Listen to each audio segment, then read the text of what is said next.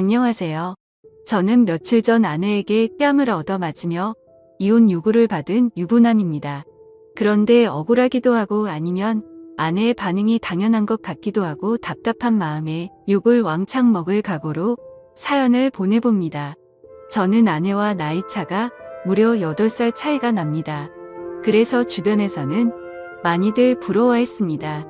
물론 저 역시도 예쁘고 어린 아내이기에 너무 좋지만 때로는 무언가 공감할 수 없고 너무 어리고 해맑기만 한 철없는 여동생 같기도 하였습니다. 그런 아내를 화나게 만드는 단 한 가지가 있습니다. 그건 바로 장모님입니다. 지금의 장모님은 아내의 생모는 아닙니다. 장인어른께서 아내의 생모이자 첫 번째 부인과는 사별을 하셨었고 그 후로 아내와 처남을 홀로 키우셨습니다. 아내와 처남이 장가를 간 이후에 어느 날 만나는 여자가 있다며 재혼을 하고 싶다고 말씀하셨습니다. 가족들은 처음에 장인어른의 말씀에 당황하였지만 모두들 환영한다며 그분을 소개해 달라고 하였습니다. 그분이 지금의 장모님이십니다. 처음 뵙는 날의 장모님 모습을 아직도 잊지 못합니다. 장인어른보다 무려 15살이 어리고 저보다 고작 3살 많은 누나였습니다. 그리고 복장은 짧은 치마에 쫙 달라붙는 티셔츠를 입었고 진한 향수 냄새가 진동했으며 짙은 화장은 마치 화룡의 업소 여성같이 보이기도 했습니다. 소개하는 자리보다는 나이트나 클럽이 더 잘 어울릴 것 같은 모습이었습니다. 식사와 함께 대화가 오고 갔지만 다들 반응은 냉담했습니다.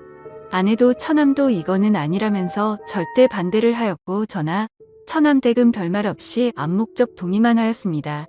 장인어른은 그분의 겉모습과 달리 속은 여리고 착하다며 이해해달라고 하셨습니다. 평생을 너희의 인생을 위해서 살았는데 남은 장인어른의 인생도 지켜달라고 하셨습니다. 한동안 불화가 있었지만 결국 장인어른 뜻대로 재혼을 하시게 되었습니다. 너무나 젊은 새 엄마 새 장모님에 대한 호칭도 부자연스럽고 어색했지만 그래도 장인어른이 행복해 하셨기에 모두들 노력하였습니다.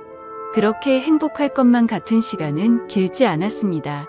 2년쯤 지나서 장인어른은 암에 걸리셨고 몇 번의 수술과 항암 치료를 하였지만 약 1년의 투병 생활 끝에 결국 돌아가시고 말았습니다. 아내는 젊은 장모님이 장인어른의 나이나 건강 상태를 고려하지 않은 채 무리하게 여행도 다니고 밤늦게 데이트도 다니고 술도 같이 많이 마시면서 일찍 돌아가시게 된 거라며 원방하였습니다. 제가 봐도 장인어른께서 12년 사이에 많이 수척해지신 것 같았습니다. 그러니 아내는 더욱 장모님을 원망하였고 장인어른이 계실 때에도 가족들과 장모님 사이에는 분명 안 보이는 벽이 있었습니다. 결국 모든 가족들의 원망과 화살은 장모님께 쏠렸습니다. 장인어른은 이렇게 될 것을 미리 예상하셨던 것 같습니다. 어느 날 평소와 다름없이 낮에 시간이 나서 병원에 들렀습니다. 병원비를 결제하고 병실에 올라갔더니 장인어른 혼자 계셨고 조용히 할 말이 있다며 바람 쐬러 나가자고 하셨습니다.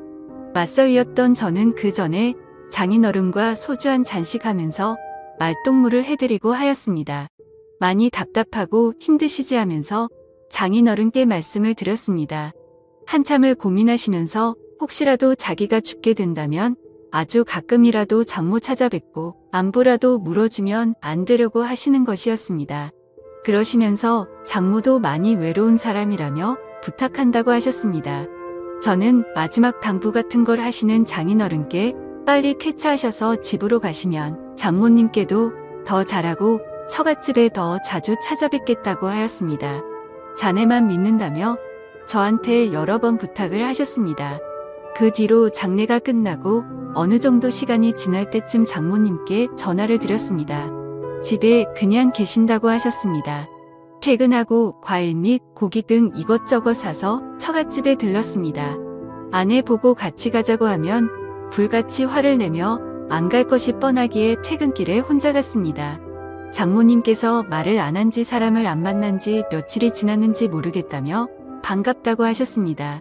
장모님도 많이 수척해지시고 예전과 달리 얼굴에 그늘이 가득했습니다. 장모님의 이런저런 넋두리와 저녁 식사를 마치고 다음에 또 오겠다고 인사를 드린 후 나왔습니다. 배우자 중 누가 먼저 돌아가시면 3년은 많이 힘들단 얘기를 들은 적이 있습니다. 그래서인지 더 고맙다고 자주 놀러오라고 하시는 모습에 마음이 아팠습니다. 그날 이후 3일에 한 번씩은 꼬박꼬박 전화를 드려서 집에만 계시지 말고 친구도 만나시고 나들이도 다니시라고 말씀드렸습니다. 살 곳도 만날 사람도 없다며 그냥 집이 좋다고 하셨습니다. 그래서 정말 외출하고 싶으신데 가실 곳이 없으시면 점심때 회사 근처로 오셔서 전화 달라고 하였습니다. 언제든지 나가서 맛있는 점심 사드리겠다고 하였죠.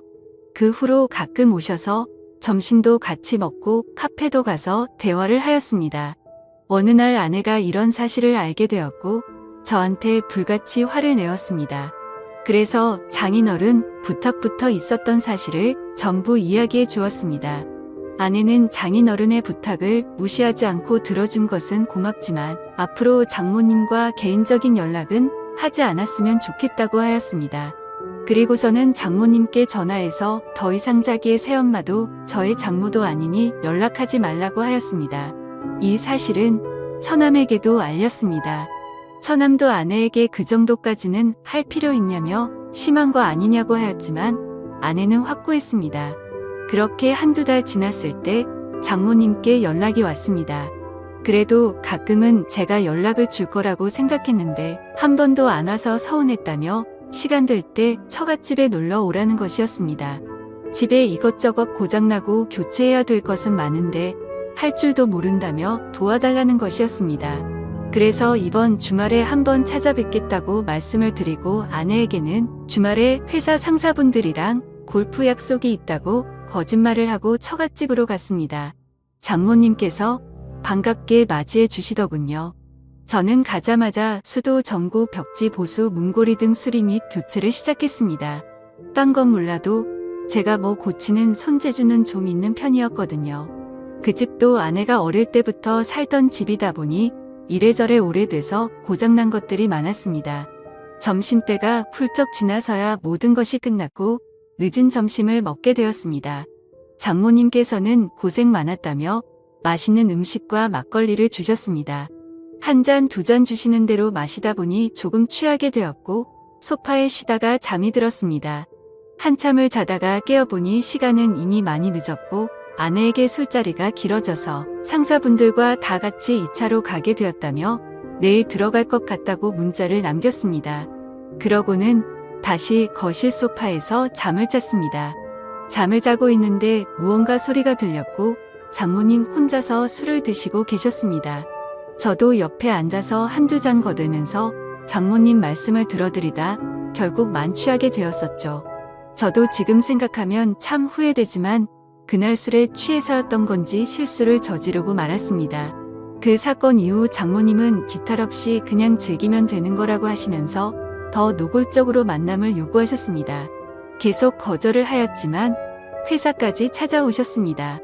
몇 번이고 다음에 찾아뵙겠다며 택시를 태워서 보내드렸지만 또 오셨습니다. 결국 처갓집을 가게 되었고 그렇게 만남을 가지게 되었습니다. 그런데 꼬리가 길면 잡히던데 행동이 수상해서 핸드폰을 뒤져보고 안 것인지 아내가 어떻게 안 것인지 모든 사실을 다 알게 되었습니다. 아내는 제가 처갓집에 있을 때 쳐들어왔고 장모와 머리채를 잡고 싸웠습니다. 제가 힘겹게 그 둘을 떼어놓고 아내를 차에 태워서 저희 집으로 왔습니다. 오는 길에 장모와 아내는 전화로 싸웠고 그 와중에 장모의 이야기를 듣게 되었죠. 아내의 태도가 너무 마음에 안 들어서 저를 일부러 꼬신 거라며 제 아내 보고 남편 관리나 잘하라는 것이었습니다. 그렇게 집에 오자마자 아내는 저를 죽도록 때렸고 이혼하자며 집에서 나가라고 하였습니다. 그렇게 집에서 쫓겨나서 회사 근처 고시원에서 생활한 지 2주가 되었습니다. 한 번의 실수에서 멈추지 못한 점, 계속되는 만남의 요구를 거절하지 못한 점, 만남을 가진 점, 아내의 신뢰와 믿음을 저버린 점 등 제 잘못이 많은 것을 잘 알고 있습니다. 하지만 장모님의 그런 악의적인 의도로 벌어진 일들이라는 것이 억울하기도 합니다.